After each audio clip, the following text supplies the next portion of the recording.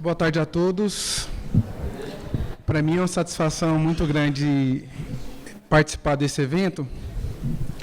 E o assunto que me coube falar é um assunto muito espinhoso, difícil, em se tratando da morte e da violência.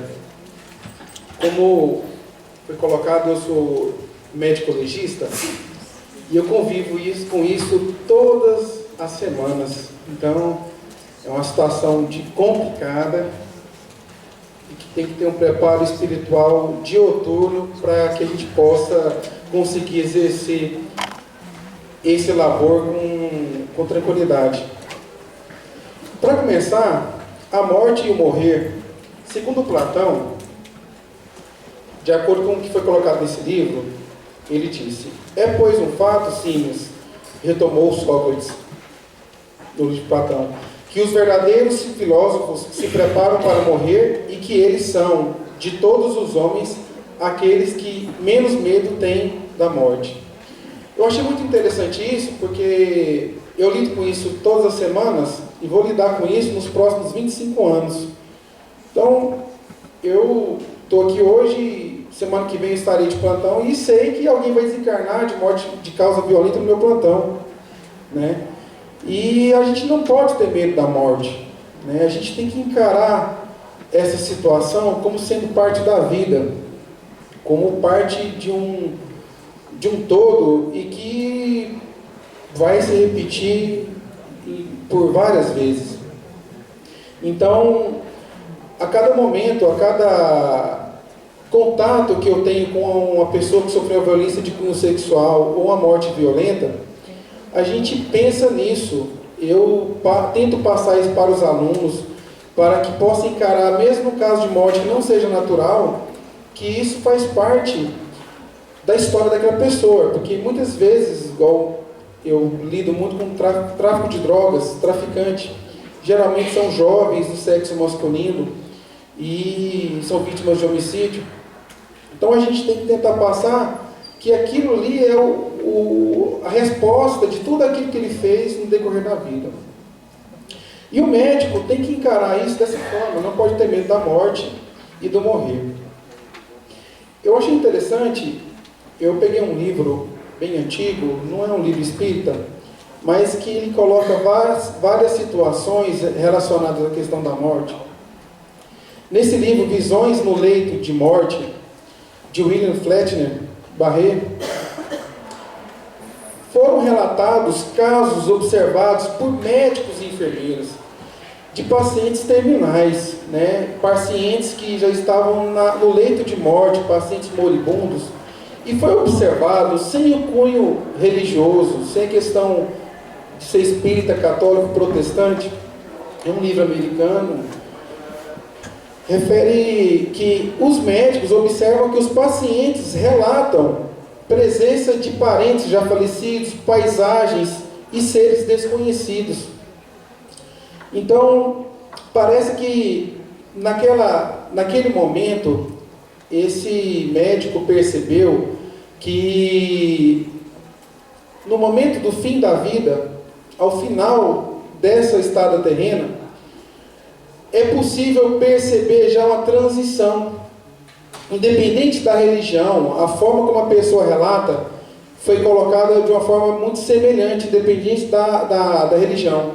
Então a gente percebe que essa transição ela acontece, tanto na hora de nascer, quanto na hora de morrer.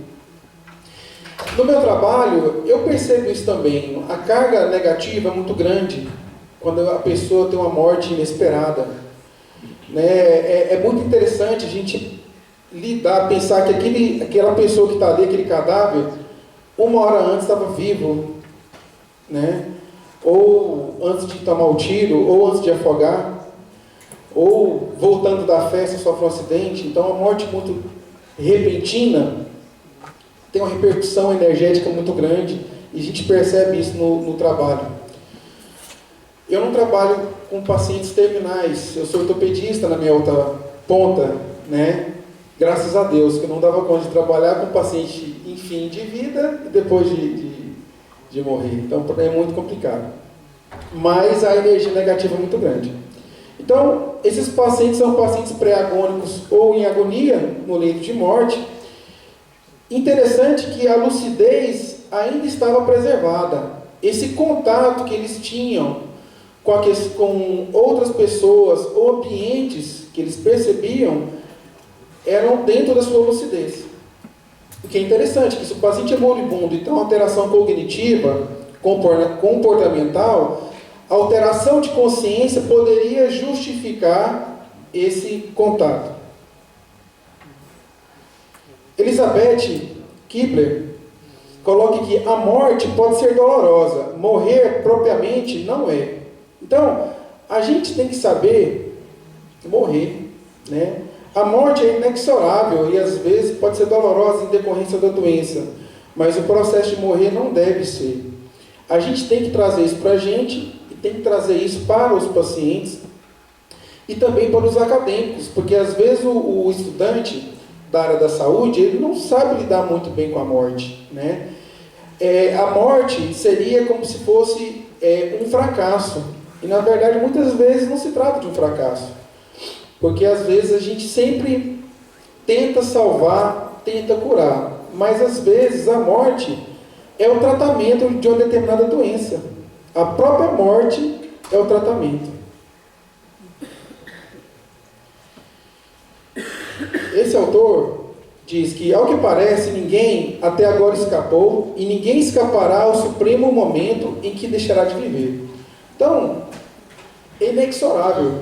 Esse momento vai chegar, né? Então, de toda forma, a melhor maneira de encarar isso é entendendo que faz parte da vida. Então, tentar ter uma vida harmoniosa para ter um fim tranquilo, porque para não acontecer igual acontece nos casos que são analisados no IML, que é muito complicado. Você, às vezes, muitas vezes, eu já vi mães de jovens na recepção do IML muito tranquilas e aliviadas, por saber que o filho morreu. Pela situação de vida que aquela pessoa tinha, por ser um assassino, por ser um traficante, por trazer medo para a própria família. A morte, às vezes, é um alívio para a família. É um tratamento daquele seio familiar. Então, é melhor que a gente viva de uma forma harmônica para que a gente não tenha alívio no momento da morte, né? E que essa transição seja tranquila, sem um estresse, né? Esse autor, esse é um livro antigo, de 1933, não é um livro propriamente espírita, mas ele coloca várias situações correlacionadas com o espiritismo e com a medicina e espiritualidade.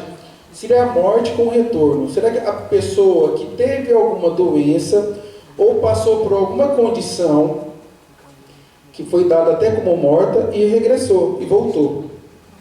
Casos de experiências reais de pessoas declaradas clinicamente mortas. Então, houve casos de pessoas mortas, clinicamente consideradas, e assim voltaram. Casos de pessoas vítimas de violento trauma, que ficaram em prolongado estado de choque e que foram consideradas falecidas. Após a recuperação da consciência, tais indivíduos descrevem o que viram e o que sentiram durante o período em que estiveram inanimadas. O interessante é que a gente ouve muito falar daquela luz no fim do túnel. Isso foi uma ocorrência comum para essas pessoas, né, de ver alguma pessoa que já é falecida, ou mesmo a luz do fim do túnel, como se depois daquele túnel fosse a passagem para uma vida espiritual. O relato mais antigo é o episódio de filho de Armênio, e originário da Panfilha. Panfilha é uma região no sul da Turquia, perto do mar Mediterrâneo, no livro A República. Então, esse foi o relato mais antigo. Relato do mundo pós-mortem, né? Há vários relatos na literatura acerca das experiências pós-mortem, né? Hoje em dia, a gente tem muitos relatos. Se a gente for basear na literatura espírita, a gente tem inúmeros relatos até em outros contextos a gente pode fazer essa constatação. No livro de André Luiz, Libertação, Psicografia de Chico Xavier, há relatos dessa natureza feitos pelo Espírito. Só para citar um exemplo. Relatos por quase mortos versus mortos. Então, existe essa diferença conceitual de um relato de uma pessoa quase desencarnada com os desencarnados, e a gente acaba que percebe que é a mesma coisa. A diferença é a questão do local onde o espírito se encontra. Se ele se encontra liberto ou se ele encontra ainda ligado a um determinado corpo físico.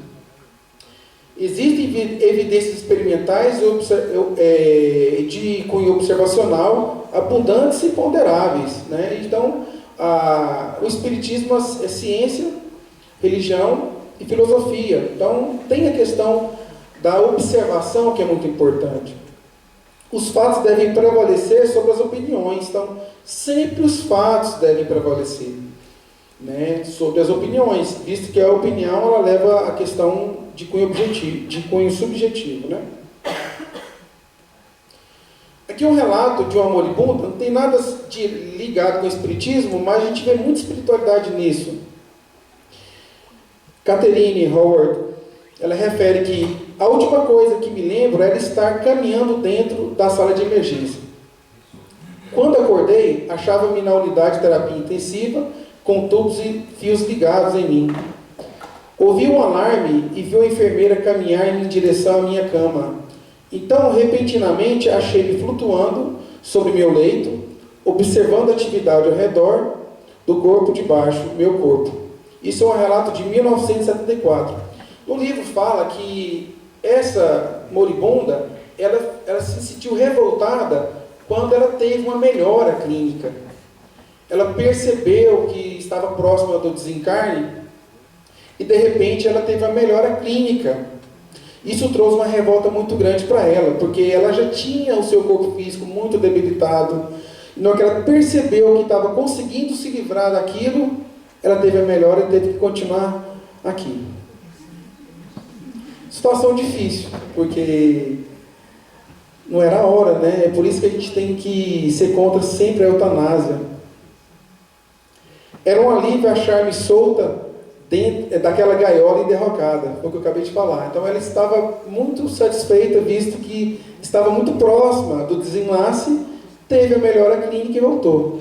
E aqui a gente observa muito em UTIs. Quem trabalha com UTI, a gente tem, às vezes, pacientes que a gente não vê prognóstico de melhora, ou não vê uma condição clínica que permite uma vida com qualidade, e aquela pessoa, às vezes, fica 1 mês, 2 meses na UTI. Então, às vezes, isso prolonga o sofrimento daquela pessoa.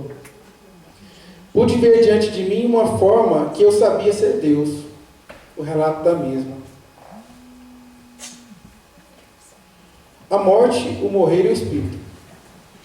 A evidência de observação dando suporte à crença na sobrevivência do espírito após a morte. A gente percebe isso sempre, né?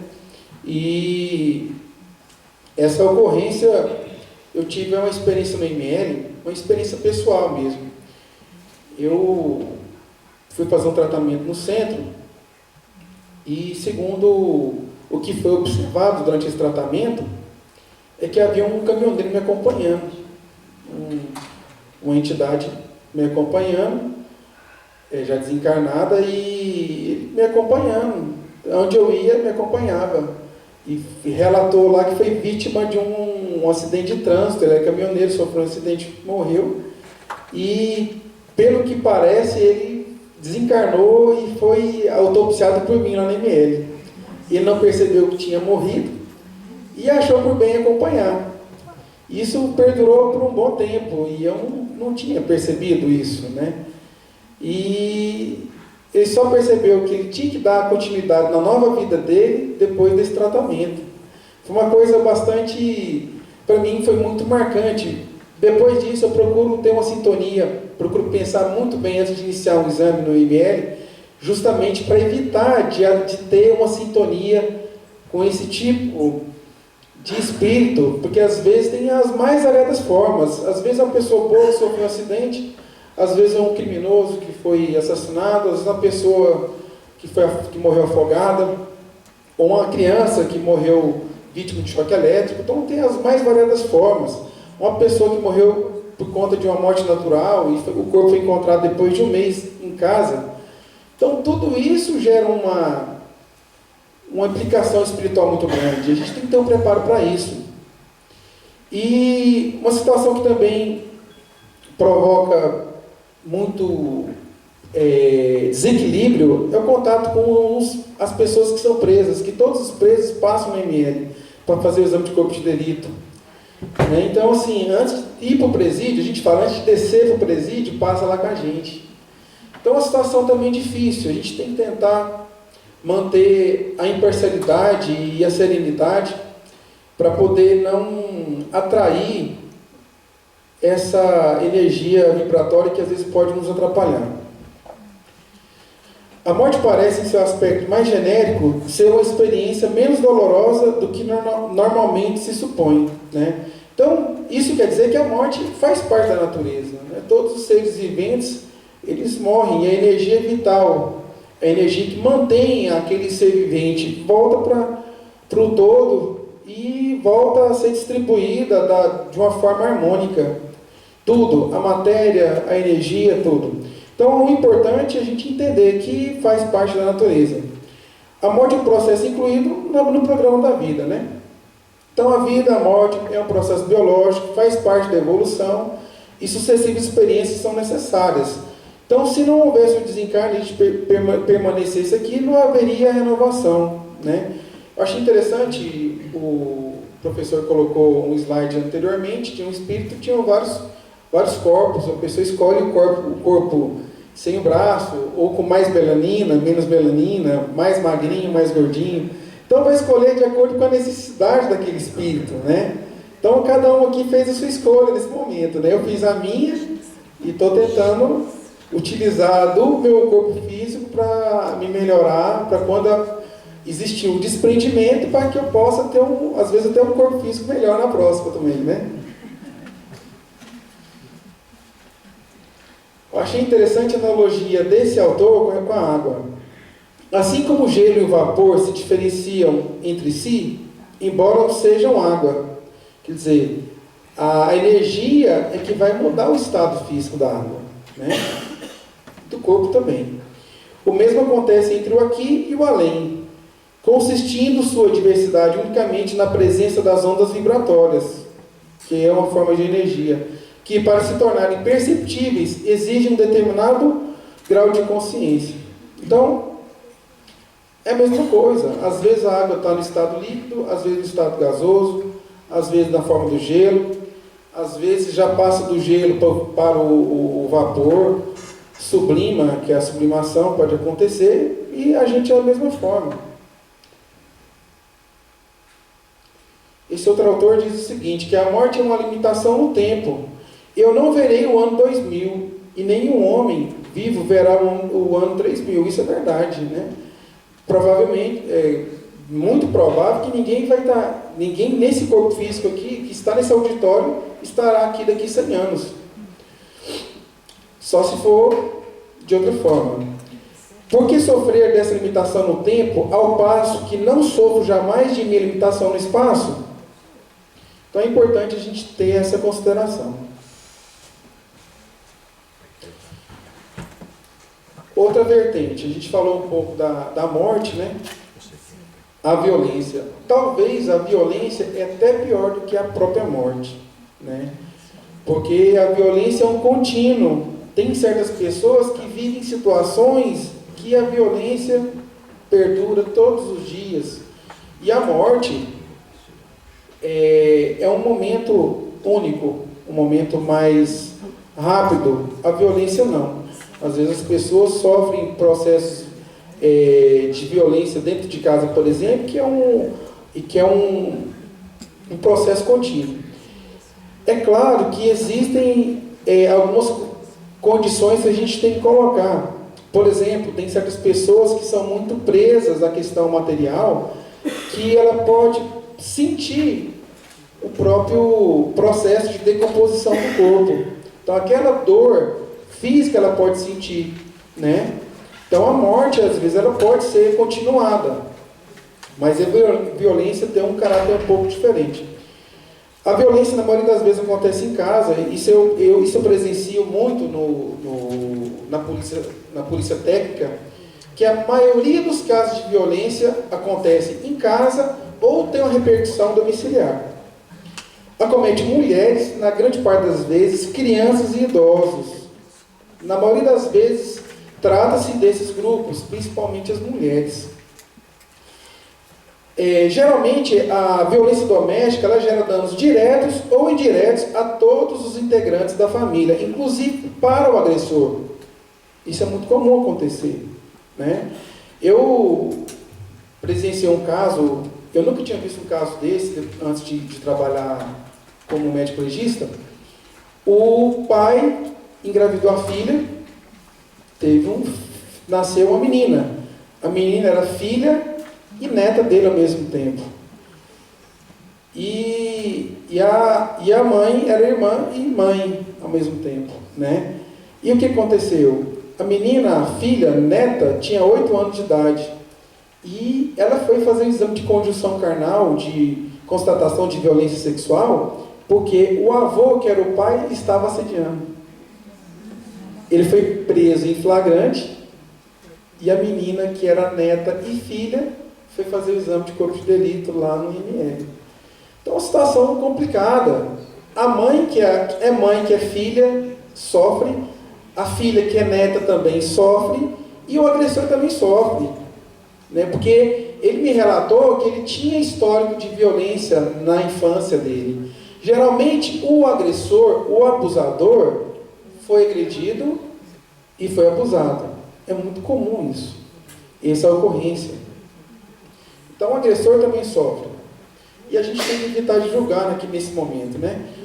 1/3 das mulheres, em algum momento da vida, sofre espancamento, coação ao sexo ou alguma forma de abuso. Sempre, né? Então, 33% das mulheres, em algum momento, sofrem algum tipo de violência. Isso é uma incidência muito alta. Uma prevalência grande na nossa sociedade. E uma coisa que eu já percebi, eu não me lembro de um caso de mulher violentada, ou sexualmente não, mas fisicamente principalmente, eu não lembro de um caso que ela foi no ML que foi a primeira vez. Sempre houve uma repetição. Nunca é a primeira vez. Ela vai lá depois de ter sido violentada várias vezes, né?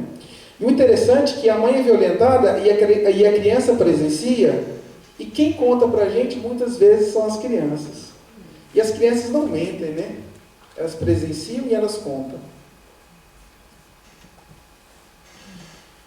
Os profissionais tendem a compreender a violência doméstica como um problema de saúde pública, não como um problema de saúde pública, de segurança pública, né? Não como um problema de saúde pública e assistência médica.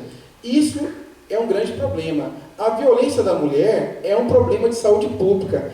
A violência do idoso, da criança, é um problema de saúde pública, porque causa uma repercussão negativa muito grande. Então, é necessária uma atenção maior para que isso seja corrigido.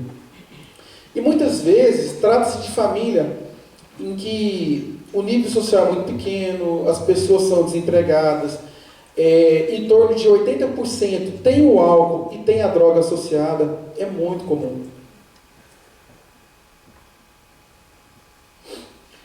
Agora, isso aqui foi de um artigo científico em que foi feito um trabalho, uma entrevista com médicos residentes de pediatria.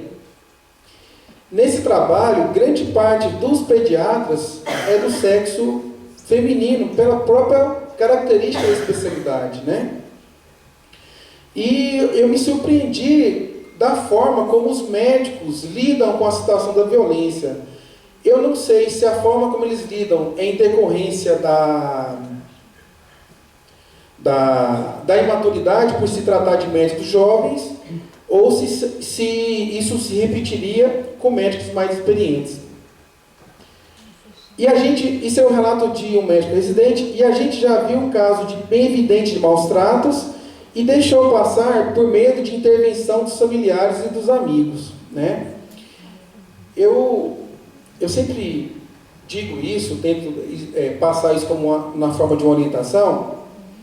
O médico, ele é resguardado quando ele faz levanta uma suspeita de violência contra a criança. Necessariamente, o médico tem que informar o conselho tutelar e o serviço social na suspeita de uma violência. Não precisa de ter medo de sofrer algum tipo de processo por fazer uma acusação infundada. No exercício profissional, necessariamente o médico tem que informar quando existe suspeita de violência, né? Isso é necessário que se faça, mesmo que isso contrarie a vontade do paciente. Então tem que ser contra o que foi colocado aqui. Tem o medo do médico, que é assim: tem medo do processo, de estar envolvido em questões legais ou judiciais. Se você se deparou com casos de violência, necessariamente você vai ter que participar disso, de uma forma ou de outra. O Código Penal é muito claro, né?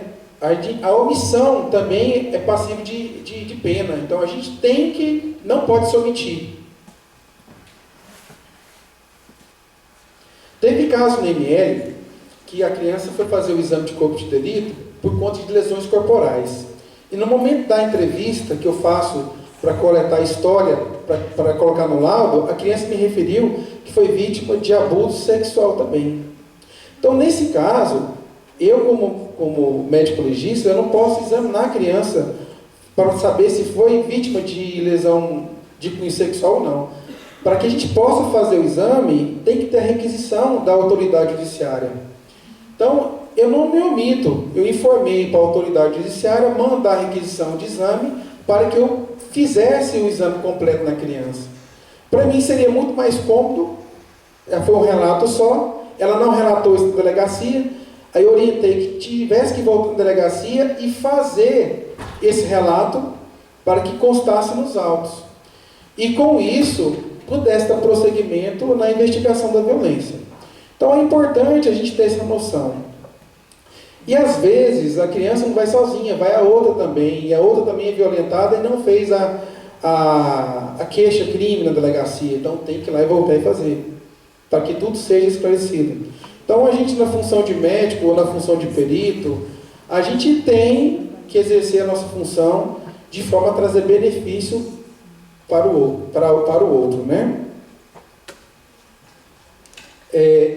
Essa outra médica, essas são coisas que mexem muito com a gente. Tem dias que a gente fica tão revoltada de ver bebês com fraturas e tudo mais. É difícil a gente enxergar dessa mãe. A gente começa a ter repugnância da pessoa, é involuntário.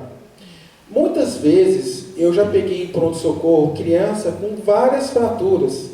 E o interessante é que a criança que é vítima de maus tratos, ela apresenta fraturas em idades diferentes de consolidação.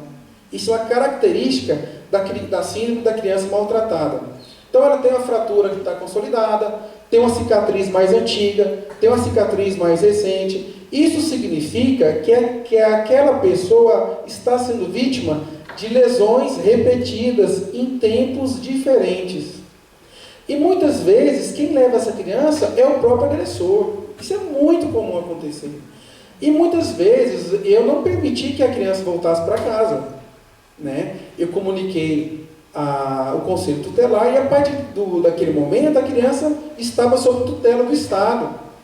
O pai perdeu a guarda naquele momento, no momento da consulta. E a gente tem que ter firmeza para realizar esse tipo de conduta. É importante que a gente aprenda a fazer isso e aprenda a responder, mesmo que a gente esteja enganado. Algumas características relacionadas ao medo do médico, no caso relacionado a esse trabalho, do médico residente em pediatria diante da violência infantil. Dificuldades pessoais, por exemplo, pré-julgamento. Quanto mais jovem a gente é, mais pré-julgamento a gente faz. Quando eu comecei, atendia um bandido lá e eu questionava por que ele estava lá, por que tinha cometido o crime. Só que não vai resolver, a minha função não é essa. Então a minha função é examinar ali e às vezes dar um conforto, porque às vezes o cara está até indo preso. Às vezes a primeira vez que o cara foi preso por pensão alimentícia e pede alguma coisa para o médico, tenta conversar, porque é uma pessoa que ele confia.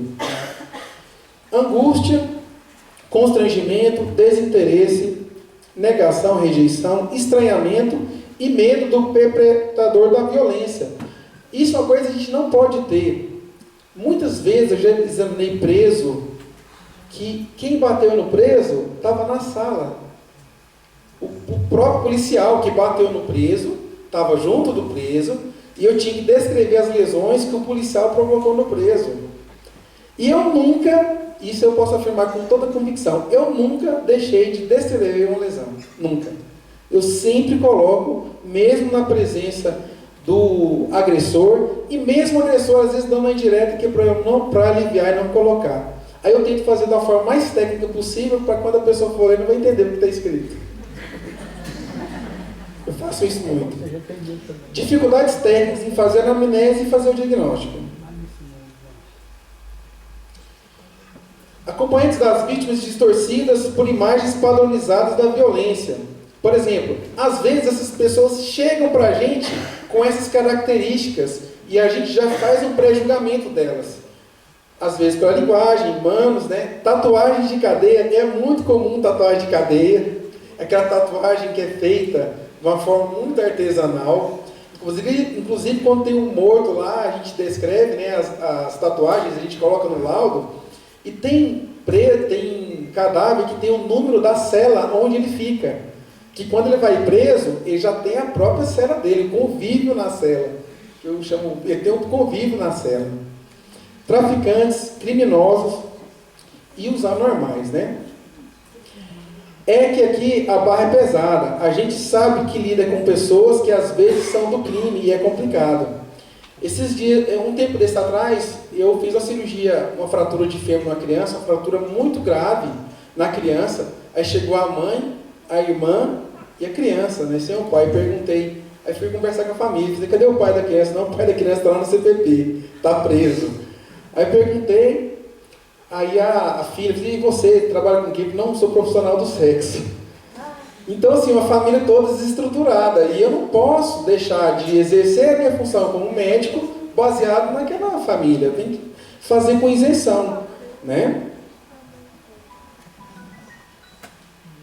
Profissional de saúde, diante de um caso de violência, tem o dever de notificar os casos de violência que tiver conhecimento, sempre. Sempre tem que notificar, não deve, ele é obrigado a fazer, né? Em caso de omissão, o profissional ele pode responder na justiça por conta disso. Entrave a notificação de casos de violência. Escassez de regulamentos que firmem os procedimentos técnicos para isso. Por exemplo, o médico não sabe o que tem que fazer quando um paciente é vítima de violência. Eu trabalhei no Hospital de Urgência de Goiânia e dentro do Hospital de Urgência tem um posto policial. O posto policial é justamente para isso. Todo paciente que toma um tiro, mesmo que seja um tiro acidental, ele tem que fazer o boletim de ocorrência. Então, às vezes o paciente entra, ele não quer fazer o boletim de ocorrência. Por quê? Ele é bandido, ele tem a ficha suja. Então, ele não quer ser identificado. Então, necessariamente, vítima de projeto de arma de fogo tem que ter o boletim de ocorrência registrado. O policial vai lá dentro do hospital e faz o registro. Ausência de mecanismos legais de proteção aos profissionais encarregados de notificar. Isso não justifica a gente não tomar a atitude correta. Falha na identificação da violência no serviço de saúde. Muitas vezes a pessoa faz cara de paisagem, como se não tivesse nenhum caso de violência e deixasse por isso mesmo. E quebra do sigilo profissional. Para encerrar, eu coloquei o decálogo do médico espírita, que eu acho que é importante. Se a gente conseguir seguir isso aqui, a gente vai conseguir trazer mais alento e amenizar o sofrimento das pessoas, dos nossos pacientes. Defender a doutrina de Kardec, colocar acima de tudo o interesse de Cristo na vida diária, buscar através das próprias ações viver a medicina do espírito, levar à sociedade médica atual o alto contingente de espiritualidade, independente da questão da religião. O professor que deu a palestra antes, ele comentou a respeito da forma de abordagem do paciente que tem outra religião. É importante a gente fazer isso. Eu uso isso muito no meu consultório, porque tem muitos pacientes que somatizam os problemas psíquicos no corpo. E principalmente o aparelho músculo-esquelético sofre muito com isso. E uma abordagem espiritualizada é interessante e ajuda muito o paciente. Levar a sociedade, ampliar sempre que possível os conhecimentos médicos, colaborar em instituições espíritas, isso é importante, valorizar os minutos preciosos da existência, cada momento da nossa existência a gente tem que valorizar, combater através do exemplo e da palavra a perversão dos costumes, defender o fraco e o oprimido, amparar o intoxicado intelectual, não julgar, né? Acima de tudo, exercer a medicina tendo em vista os desígnios divinos, reconhecendo-se como filho do Altíssimo, dispenseiro do Criador e, portanto, como humilde servo da soberana verdade. Obrigado.